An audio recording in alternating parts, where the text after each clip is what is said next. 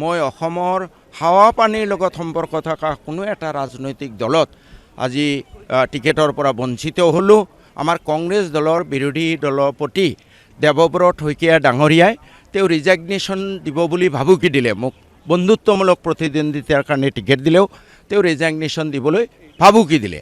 আৰু আপোনাৰ মই অতি মৰ্মাহত। লুৰিণজ্যোতি গগৈ ডাঙৰীয়াৰ ওপৰত মোৰ বহুত আশা আছিলে যে তেওঁ বোধহয় আমাৰ জুবিন দা অসম গঢ়াৰ এজন ডাঙৰ সৈনিক হ'ব। কিন্তু মই শুনামতে লুৰিণজ্যোতি গগৈ ডাঙৰীয়াও মোৰ বিৰুদ্ধে চিঠি লিখিছে। ইয়াতকৈ আৰু দুখ লগা কথা নাই।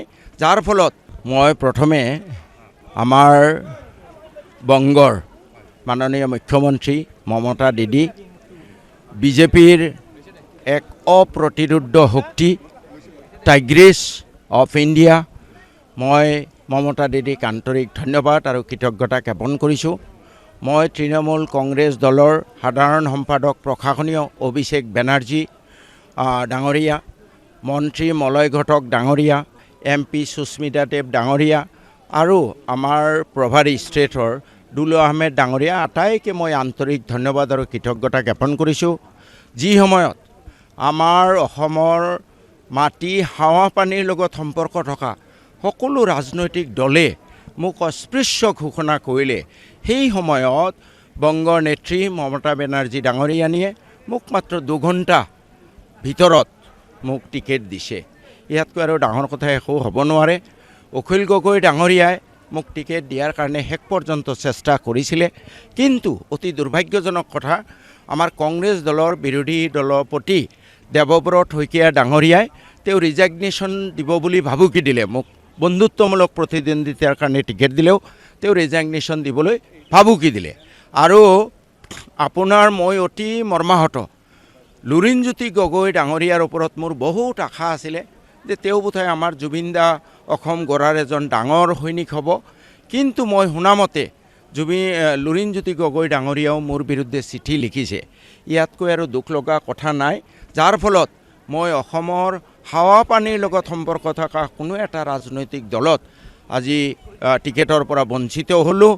মই আজি মৰ্মে মোৰ মনত উপলব্ধি হৈছে, প্ৰশ্ন জাগিছে যে মই কি দুখ কৰিলোঁ, কি মহাপাপ কৰিলোঁ যে মোৰ নিজৰ জন্মভূমি এই অসমৰ হাৱা পানীৰ লগত থকা কোনো এটা ৰাজনৈতিক দলে মোক টিকেট নিদিলে বা অস্পৃশ্য কৰিলে। টিকেট দিয়া বাদেই মোৰ প্ৰশ্ন হয় যে মোৰ দুখ এইটোৱে নেকি যে মই কৈছিলোঁ নদীৰ গৰাখহনীয়া নিয়ন্ত্ৰণ কৰক?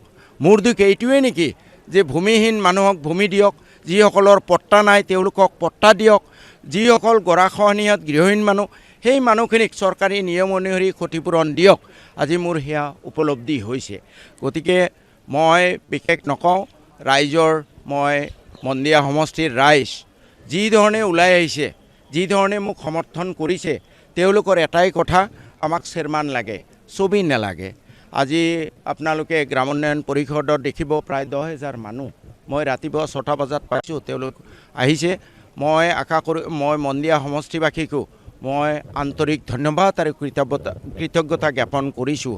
আপোনালোকৰ এই মৰম, আপোনালোকৰ এই স্নেহ, আপোনালোকৰ এই সমৰ্থন, আপোনালোকৰ এই সহযোগ মোৰ অনাগত দিনত আপোনালোকৰ উন্নয়নৰ কাৰণে পাথেয় হ'ব, মোৰ জীৱনৰ অমূল্য সম্পদ।